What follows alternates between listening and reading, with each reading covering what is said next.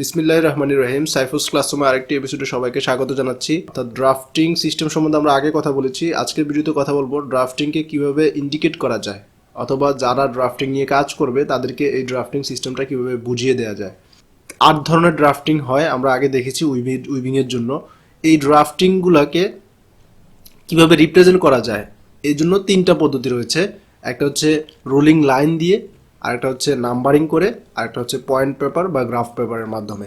তো আমরা দেখি একটু কোনটা কীরকম এবং কোনটা কোথায় ইউজ করা হয়ে থাকে। এখানে ড্রাফটিং করা হয়েছে, আমরা ড্রাফটিং মানে আমরা আগেও বলেছি যে ওয়ার ফেব্রিক প্রডিউস করার জন্য ওয়ার পিয়ানগুলোকে ডিজাইন অনুসারে ইন্ডিভিজুয়ালি কোনটা কোন হিল ফ্রেমের মধ্যে দিয়ে পাস হবে ইয়ার্ন সেটাকে ইন্ডিকেট করে বা রিপ্রেজেন্ট করে যে অবস্থাটা সেটাকে বলা হচ্ছে ড্রাফটিং প্ল্যান।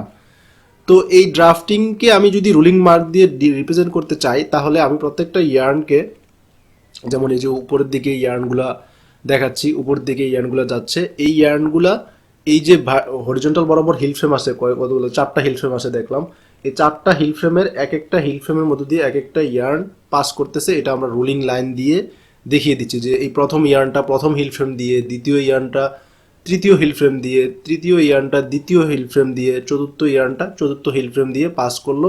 এই ব্যাপারটাকে জাস্ট ইন্ডিকেট করে দেওয়া, অর্থাৎ রোলিং মার্ক দিয়ে আমি রোল করে দাগ টেনে বলে দিচ্ছি।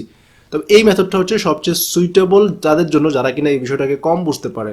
গ্রাফ পেপার বা নাম্বারিং করলে অনেকেই হয়তো বুঝতে পারবে না যারা এটা দেখেনি।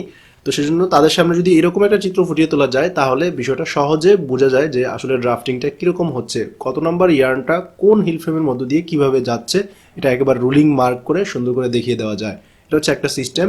এই সিস্টেমটা হচ্ছে তাদের জন্য যারা কিনা এই বিষয়টা সম্পর্কে খুবই নতুন থাকে, তাদেরকে বোঝানোর জন্য আমরা এই সিস্টেমটা ব্যবহার করতে পারি। দ্বিতীয়ত হচ্ছে বলবো নাম্বারিংয়ের সাহায্যে, অর্থাৎ একটু আগে যেটা দেখলাম সেটাই আমি বলছি। এখানে নাম্বারিংটা কি, আমার হিল ফ্রেম হচ্ছে 4টা, তো 4টার জন্য নাম্বারিং হচ্ছে 1, 3, 2, 4।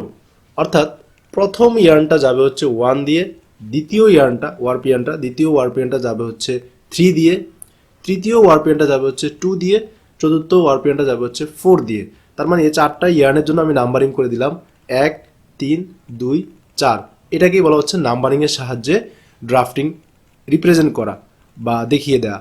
তো এই মেথডটা হচ্ছে সবচেয়ে সুইটেবল হচ্ছে আমাদের ইন্ডাস্ট্রির জন্য। ইন্ডাস্ট্রিতে যারা এই কাজটা করে, ড্রাফটিং করে, অর্থাৎ সুতাকে পাস করে থাকে, ড্রয়িং ডেন্টিং করে থাকে, তাদের জন্য এই নাম্বারিংটা খুব জরুরি। তাদেরকে আমরা শুধুমাত্র এই নাম্বারটা বলে দিই যে তুমি ড্রাফটিং করবা হচ্ছে 1, 3, 2, 4 এই সিস্টেমে, অথবা 1, 2, 3, 4 অথবা যেই সিস্টেমে হোক না কেন ওই নাম্বারটা আমার তাকে বলে দিতে হচ্ছে যে মূল রিপিটের মধ্যে আমার হিল ফ্রেম যতটা, হিল ফ্রেম যদি 4টা হয় বা 6টা হয়, 6টা হিল ফ্রেমের জন্য আমি যে নাম্বারটা পাবো 1 থেকে 6 পর্যন্ত নাম্বারটা তাকে বলে দিব যে 1 নম্বর ইয়ার্নটা কত নম্বর হিল ফ্রেম দিয়ে যাবে। ধরলাম 1 নম্বর ইয়ার্নটা যাবে হচ্ছে 6 নাম্বার দিয়ে, তাহলে আমি বলবো 6। দ্বিতীয় ইয়ার্নটা যাবে 1 দিয়ে, 6, 1, 2, 3, 4, 5 এরকম করে আমি একটা 6টা নাম্বার তাকে বলে দিব। সে এই 6টা নাম্বার অনুসারে গেতে যেতে থাকবে, অর্থাৎ প্রথম 6টা, তারপর 6টা, এইভাবে করে প্রত্যেক সবগুলো ইয়ার্নকে হিল ফ্রেমের মধ্য দিয়ে, হিল ডাইয়ের মধ্য দিয়ে ড্রয়িং করবে। অর্থাৎ এখানে শুধুমাত্র ওয়ার্কারদের জন্য এটা খুব ইফিশিয়েন্ট। তাদেরকে শুধু নাম্বারটা বলে দিলে তারা গাঁথার সময় এই নাম্বারটাকে মাথায় রেখে এই ড্রয়িং ডেন্টিংটা খুব সহজে করে ফেলতে পারে, এবং এটা খুব সুইটেবল হচ্ছে ইন্ডাস্ট্রির জন্য। তৃতীয়ত হচ্ছে পয়েন্ট পেপার বা গ্রাফ পেপারের সাহায্যে। এটা হচ্ছে আমাদের স্টুডেন্টের জন্য সবচেয়ে বেশি সুইটেবল। এই মেথডটা আমরা স্টুডেন্টদের জন্য সবচেয়ে বেশি অ্যাপ্লাই করি, কারণ হচ্ছে আমাকে যখন অনেকগুলো ড্রাফটিং করতে হবে, প্রত্যেকটা ডিজাইনে যদি ড্রাফটিং করতে হয় তাহলে প্রত্যেকটা ড্রাফটিং বারবার যদি আমি রুলিং মার্ক করে দেখাই, তাহলে রুলিং মার্ক করে দেখাতে গেলে অনেক কষ্ট হয়ে যাবে, বারবার ড্র করতে হবে, আঁকতে হবে।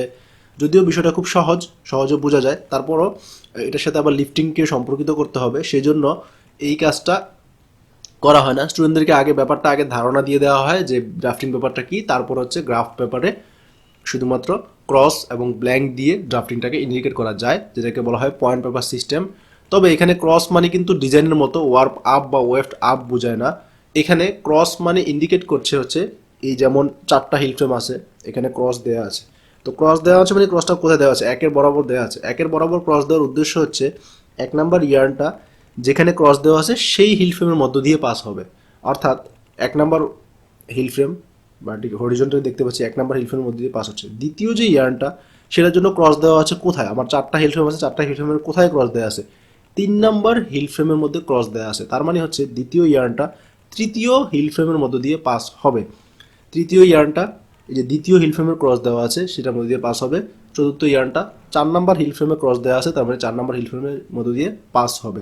এখানে একটা বিষয় লক্ষণীয়, সেটা হচ্ছে এটা তো আমরা ড্রাফটিংয়ের জন্য সবাই জানি যে আমার ইয়ার্ন রিপিটের মধ্যে ঠিক যতটা আছে প্রত্যেকটা ইয়ার্নের জন্য একটা করে হিল ফ্রেম চুজ হবে, অর্থাৎ একটা ইয়ার্ন শুধুমাত্র এক জায়গা দিয়েই ক্রস হয়ে যাবে, 4টা হিল ফ্রেমের মধ্যে যে কোনো এক জায়গা দিয়ে।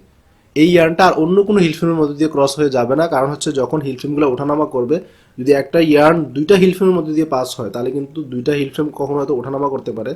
একসাথে উঠলে একসাথে নামলে তো সমস্যা নেই, যদি একটা ওঠে একটা নামে তাহলে সুতারা কিন্তু ছিঁড়ে যাবে। সেজন্য এই কাজটা কখনোই হয় না নর্মালি যে একটা ইয়ার্ন 2টা হিল ফ্রেমের মধ্যে দিয়ে পাস করে। একটা ইয়ার্ন নর্মালি একটা হিল ফ্রেমের মধ্যে দিয়ে পাস করবে, অর্থাৎ আমার যদি ইয়ার্ন থাকে 10টা তাহলে হয়তোবা সর্বোচ্চ পরিমাণ অর্থাৎ 10টা হিল ফ্রেম ইউজ হতে পারে, অথবা তার চেয়ে কমও ইউজ হতে পারে, কারণ একটা হিল ফ্রেমের মধ্যে দিয়ে আমরা অনেক সময় 2টা 3টা ইয়ার্নও ডিজাইন অনুসারে পাস করা লাগতে পারে। তাহলে হিল ফ্রেমের সংখ্যাটা অবশ্যই ইয়ার্নের একটা রিপিটের মধ্যে ইয়ার্নের যে সংখ্যা তার সমান হবে অথবা তার চেয়ে কম হবে। আবার অনেকে বলতে পারে আমার তো ইয়ার্ন আছে ওয়ার্পে এখানে অনেকগুলো, একটা কাপড় তৈরি করতে 1 গজ কাপড় তৈরি করতে আমার হয়তো এখানে 2000-3000 ইয়ার্ন থাকে, তাহলে আমি 2000-3000 ইয়ার্নের জন্য কি 2000-3000 হিল ফ্রেম ইউজ করি? এটা কিন্তু যারা জানে না লোম সম্বন্ধে তাদের জন্য বলছি যে এখানে আমরা রিপিট অংশটা শুধু নিচ্ছি, যে 4টা ইয়ার্ন রিপিট হচ্ছে, 4টা ইয়ার্ন বারবার হচ্ছে। তো 4টা ইয়ার্নের জন্য আমি যে ড্রাফটিংটা করে নিলাম সেটা হচ্ছে 1 3 2 4, পরবর্তীতে পরের 4টা ইয়ার্ন কিন্তু 1 3 2 4, পরের 4টা ইয়ার্ন কিন্তু আবার 1 3 2 4, এভাবে করে মোট যত ইয়ার্ন আছে সবগুলো ইয়ার্ন 4 ভাগ হবে, 4 ভাগ হয়ে 4 ভাগের 1 অংশ ইয়ার্ন যাবে হচ্ছে একটা হিল ফ্রেম দিয়ে, বাকি 1/4 হচ্ছে আরেকটা হিল ফ্রেম, আরেকটা হিল ফ্রেম, আরেকটা 4টা হিল ফ্রেমের মধ্যে দিয়ে সবগুলো ইয়ার্ন 4 ভাগ হয়ে পাস হবে। ওই হিল ফ্রেমগুলোকে আমরা লিফট করব, ওঠানামা করাবো, ওঠানামা করানোর মাধ্যমে ওই ইয়ার্নগুলোও উঠবে নামবে, এটা ডিজাইন অনুসারে কাজটা কমপ্লিট হবে।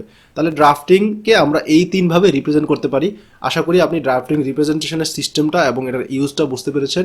তো যদি ভিডিওটি ভালো লেগে থাকে একটা লাইক দিবেন, কমেন্ট করে জানাবেন কেমন লাগলো, আর বন্ধুদের সাথে অবশ্যই শেয়ার করবেন যাতে সেও বিষয়টা শিখতে পারে। সবাইকে অসংখ্য ধন্যবাদ।